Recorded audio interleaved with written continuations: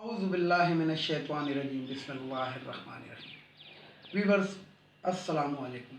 Viewers, मैं हूं आपका मेज़बान सैयद अहमद समी और आप देख रहे हैं सैयद अहमद समी यूट्यूब चैनल। वीवर्स, आज जुमे का दिन है, तो आज मैं आपसे जो बातें करूंगा, तो बल्कि आज मैं बाई स्टेप आपसे ज़रा सी बातें करूंगा। इसके अंदर एक बड़ी खौफनाक ख़बर भी मैं आपको दूंगा, लेकिन बहरहाल मैंने जैसा कि कहा था कि जिसको अल्लाह रखे उससे कोई कुछ भी नहीं कर सकता। तो अल्लाह की मेहरबानी की छतरी जो है वो हमारे सरों पर कायम है, और इंशाअल्लाह जब तक पाकिस्तान कायम है ता क़यामत हम पे वो छतरी कायम ही रहेगी। तो सबसे पहले मैं बात करूंगा आपसे जहांगीर तरीन के बारे में, जहांगीर तरीन ख़ान, क्योंकि कल भी मैंने इनके बारे में कुछ बातें आपको बताई थी। और मैंने आपको बताया था कि ये जिसे कहते हैं कि पाकिस्तान तहरीक इंसाफ के ये अटूट अंग हैं। तो बात यह है कि जहांगीर तरीन के बारे में आज मज़ीद कुछ ख़बरें मिली हैं, और लोगों की मुनाफ़क़त भी इसमें आपके सामने आ रही है। यानी कि कल तक जो नून लीग थी या पीपल्स पार्टी थी, ये जहांगीर तरीन को किन अलक़ाब से नवाजती थी। यानी कि अगर जहांगीर तरीन जो थे वो वज़ीर आज़म से किसी भी हैसियत में मुलाकात करते थे, तो ये जो नून लीग वाले थे ये सबसे ज़्यादा चीखते थे कि नाअहल तरीन नाअहल शख्स है, तो ये वज़ीर आज़म हाउस क्यों जाता है, ये पार्लियामेंट के अफराद से गुफ्तगू क्यों करता है, ये वज़ीरों को ऊपर अपनी जिसे कहते हैं कि उनको मशवरे क्यों देता है, ज़राअत पे मशवरे क्यों देता है। आज वो जो मनशियात फ़रोश है नून लीग के अंदर, राना सनाउल्लाह नामी शख्स जो मनशियात फ़रोश है, आप लोगों को मालूम है, तो वो कहता है कि जहांगीर तरीन की एक जेब में पंजाब हुकूमत है और दूसरी में फ़ेडरल की हुकूमत है। तो बात यह है कि कल तक जिनको तुम ATM के अलक़ाब से नवाजते थे, कल तक तुम जो कहते थे कि जनाब सबसे ज़्यादा करप्ट ये शख्स है, इसके जहांगीर तरीन के बारे में ये लोग क्या कुछ नहीं कहते थे, दोनों पार्टियाँ, पाकिस्तान पीपल्स पार्टी भी और नून लीग भी। लेकिन अब ये देख लें कि दोनों पार्टियां उस शख्स से राब्ता करने की कोशिश कर रही हैं, बहलाने फुसलाने की कोशिश कर रही हैं, दोस्त को दुश्मन बनाने की कोशिश कर रही हैं। तो बहरहाल होना कुछ भी नहीं है, और ये लोग जो हैंगे जिसे कहते हैं कि अपना सा मुँह लेके बैठे रहेंगे। और बस मैं तो सिर्फ ये कहता हूँ कि ये जो अवाम है हमारी, जो 22 करोड़ अवाम का रोना रोती है, मरियम औरंगज़ेब, राना सनाउल्लाह, मरियम सफदर, बिलावल भुट्टो, और ये जितने भी ये भयानक सूरत वाले लोग हैं, ये 22 करोड़ अवाम और 22 करोड़ अवाम की माला जनते हैं। ये सिर्फ 22 करोड़ अवाम इन लोगों का मकरू चेहरा ज़रूर देखें कि वक्त आने के ऊपर, यानी कि जिसे कहते हैं कि क्या कुछ कर सकते हैं। यानी कि कल तक जिसकी बंदे की तस्लील ये करते थे, आज उसको ये अपने सर पे भी बिठा सकते हैं। तो ये मैंने जहांगीर तरीन साहब के बारे में यानी कि कुछ मैंने कहा, अवाम कहीं भूल ना जाए तो हम इनको याद ज़रूर कराते हैं, हमारा काम है कि हम याद कराएं। लेकिन बहरहाल मैं इन तमाम लोगों को लिए, नून लीग, पीपल्स पार्टी के जो भी अफराद हैं जो जहांगीर तरीन के पीछे इस टाइम राल टपकाते हुए फिर रहे हैं, तो आपको ये भी मालूम है कि राल टपकाता कौन, किस चीज़ की राल टपकती है।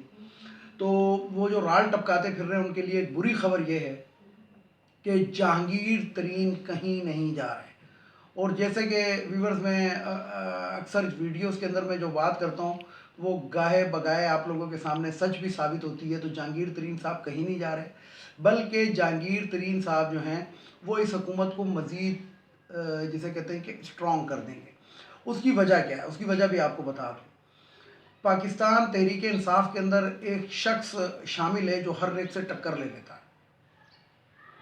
वो कभी चांद के मसले पे रूहत हलाल कमेटी से टक्कर ले लेता है, कभी साइंस के मसले के ऊपर साइंसदानों से टक्कर ले लेता है, और लोग तो उसको पता नहीं किन किन अलकाब से नवाजते हैं। लेकिन बात यही है कि जिस तरह बाद में इंसान की कदर पता लगती है कि यार ये इंसान ऐसा था, लेकिन ये था तो बड़ा ज़बरदस्त। तो बात यह है कि मोहतरम फवाद चौधरी जो हैं वो इमरान ख़ान और जहांगीर तरीन के दरमियान में गलत फहमियाँ दूर कराने की अनथक कोशिश कर रहे हैं, और जिसके अंदर वो काफ़ी हद तक कामयाब भी हो चुके हैं। तो फवाद चौधरी जो है इस टाइम अपनी, ज़ाहिर बात है वो वैसे तो पेशे के हिसाब से एतबार से आप लोगों को शायद पता ही हो, वो वकील हैं, बैरिस्टर है शायद, या वकील हैं, बाहर वकील तो कन्फर्म है, बैरिस्टर का मुझे नहीं मालूम।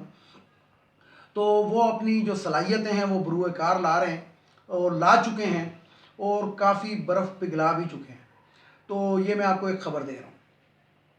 تو انشاءاللہ یہ جو، اور اس کے ساتھ عمران خان کا ایک میسیج بھی جہانگیر ترین صاحب کو پہنچا دیا ہے کہ جناب آپ کے خلاف کوئی یک طرفہ کارروائی نہیں ہوگی اور انصاف کی راہ کے اندر کسی کو رکاوٹ نہیں بننے دیا جائے گا، اور آپ کے اوپر جو ایلیگیشنز ہیں آپ ان کا سامنا کریں اور کلین چٹ لیں. آپ کی پہلے سے زیادہ عزت ہوگی اور پہلے سے زیادہ آپ کا تکرم ہوگا.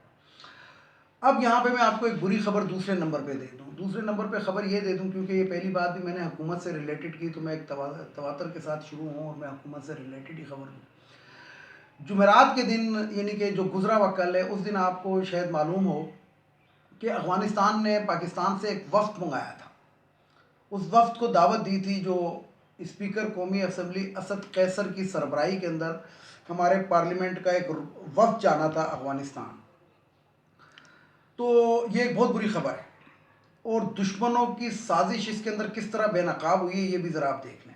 اور میری ذرا پچھلی ویڈیو کو دیکھ لیجیے گا، اور جو میں آگے بات کرنا چاہ رہا ہوں اس کو ذرا اس کے ساتھ جوڑیے گا.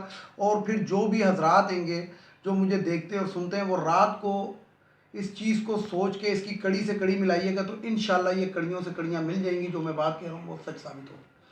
تو اسد قیصر صاحب پارلیمنٹیرین کے ساتھ جب ان کا جہاز اڑان بھرتا ہے اسلام آباد سے، تو 30 منٹ یعنی کہ افغانستان کا اور کابل کا راستہ جو ہے ویسے تو 1.5 گھنٹے کی فلائٹ ہے، لیکن 30 منٹ کے بعد اس کا رابطہ جو ہے اس C-130 طیارے کا منقطع ہونے لگتا ہے. یعنی کہ کابل ایئرپورٹ سے ان کا رابطہ نہیں ہوتا. سول ایویشن اتھارٹی جو کابل کی ہے ان سے ان کا رابطہ نہیں ہوتا. اسی دوران جو ہمارے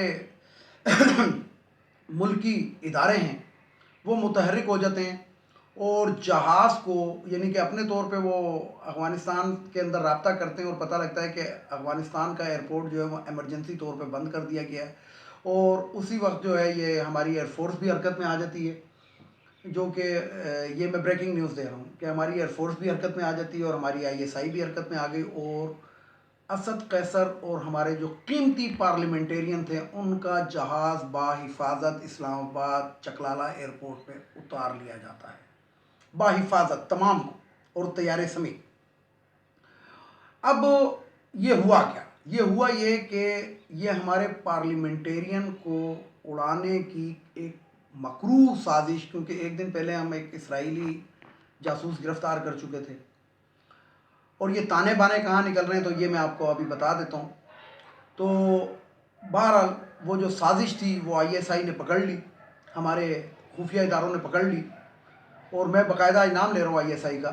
نہیں تو بعض لوگ جو ہوتے ہیں وہ خفیہ ادارے کا لفظ یوز کرتے ہیں، لیکن ہماری ISI پھر جو میں کہتا ہوں کہ پاک فوج زندہ باد، تو میں ایویں نہیں کہتا، یہ بڑا سوچ سمجھ کے کہتا ہوں. تو پھر ISI نے پاکستان کے اوپر ایک جسے کہتے ہیں، کیونکہ ISI اور پاکستان لازم و ملزوم ہیں، تو وہ طیارہ واپس اتار لیا گیا چکلالہ کے اندر، اور ہمارے تمام پارلیمنٹیرین اور ہمارے جو قومی اسمبلی کے اسپیکر ہیں وہ بخیریت واپس آ گئے، اور افغانستان کو اس بارے میں مراسلہ بھی ارسال کر دیا گیا کہ آپ لوگوں کی سیکورٹی کس قسم کی تھی، اور پلس ان کو بھی خبردار کر دیا گیا کہ اگر اس قسم کی کوئی حرکت ہو جاتی تو اس کے اندر کیا کچھ ہو سکتا تھا یہ آپ لوگوں کو نہیں معلوم. اب میں آتا ہوں اس سازش کی طرف.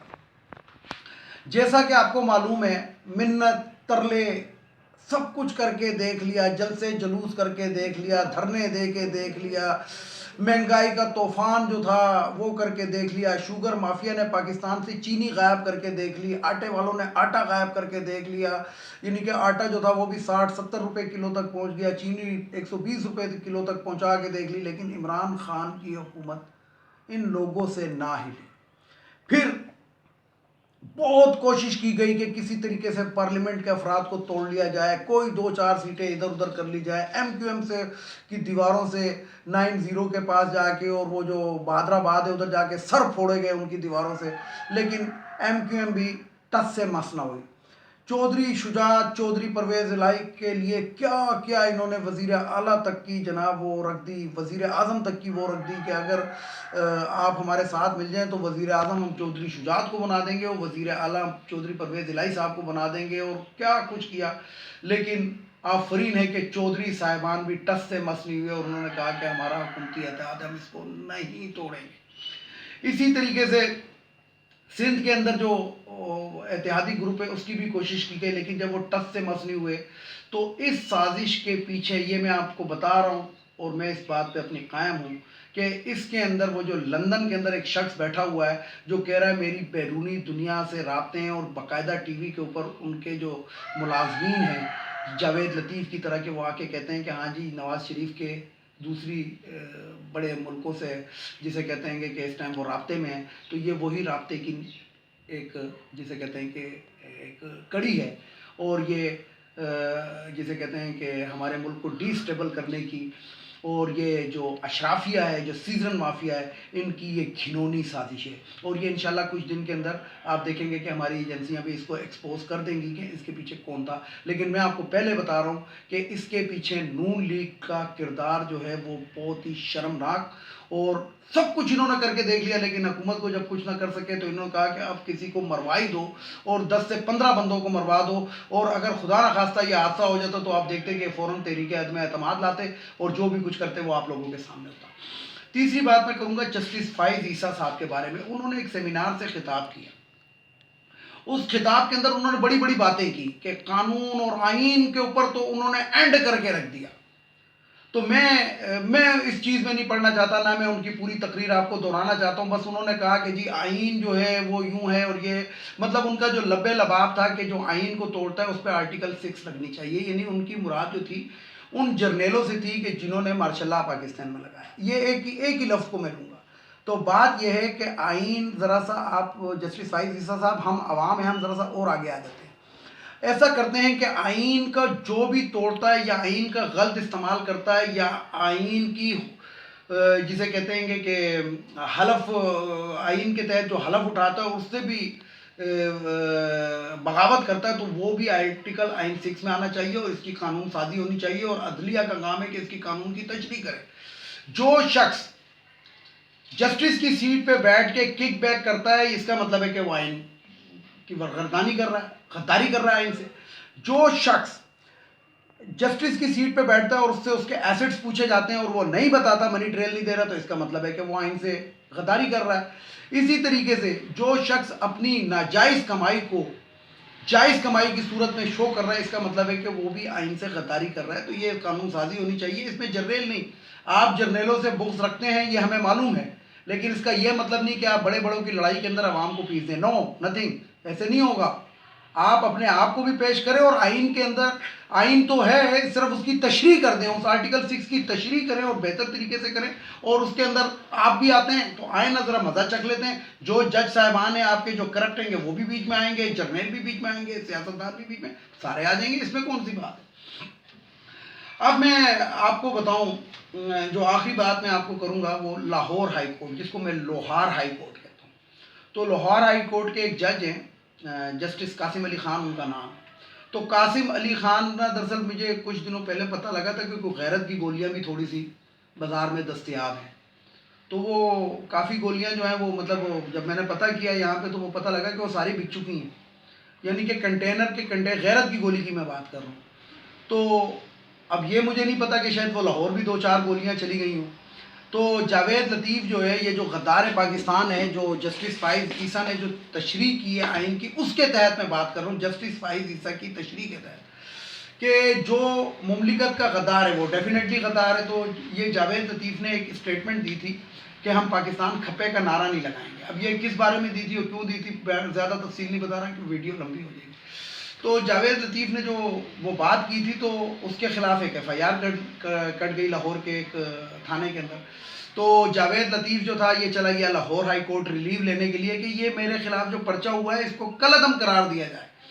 تو جو جسٹس قاسم علی خان صاحب ہیں انہوں نے ریمارکس دیے کہ جناب اگر آپ کو یہ ملک اتنا ہی برا لگتا ہے اور آپ پاکستان کو کھپے پلے پھولتا ہوا نہیں دیکھ سکتے تو آپ اس ملک سے دفع ہو جائیں، اور میں آپ کو اس بارے کے اندر کوئی وہ نہیں دے سکتا ہوں، اور عوام کے اندر آپ جائیں، عوام آپ کو جوتے ماریں گی۔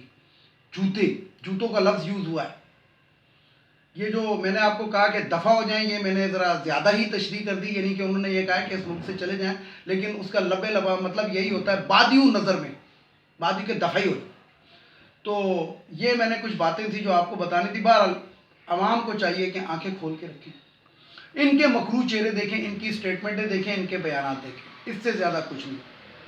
ویڈیو کو لائک کریں، شیئر کریں، سبسکرائب کریں، بیل آئیکن کے بٹن کو ضرور دبائیں تاکہ میری نیکسٹ ویڈیو آپ کو ملتی رہے۔ تو ویورز، اس کے ساتھ ہی میں اپنی ویڈیو کا اختتام کروں گا، لیکن وہی 3 باتیں ضرور کروں گا، ذرا جلدی میں کروں گا کہ ایک تو یہ افغانیوں کو اب اس ملک سے چلا جانا چاہیے۔ یہ جو کل کی جو ریہرسل ہوئی ہے اس کے اندر بھی ان کو دیکھا جائے کہ یہ کس حد تک بک سکتے ہیں۔ تو ان افغانیوں کو اس پاکستان سے ہمارے نکالیں، پیارے ملک سے ہمارے، ان کو اب ملک بدر کر دینا چاہیے۔ دوسرا، یہ جو خواتین کی مخصوص نشستیں قومی اسمبلی، صوبائی اسمبلی، سینٹ کے اندر، یہ ختم ہونی چاہیے۔ یہ ہمارے اوپر ایک ایکسٹرا 40% کا بول ہے۔ اور تیسری اور آخری خبر کہ باؤ جی کب آؤ گے؟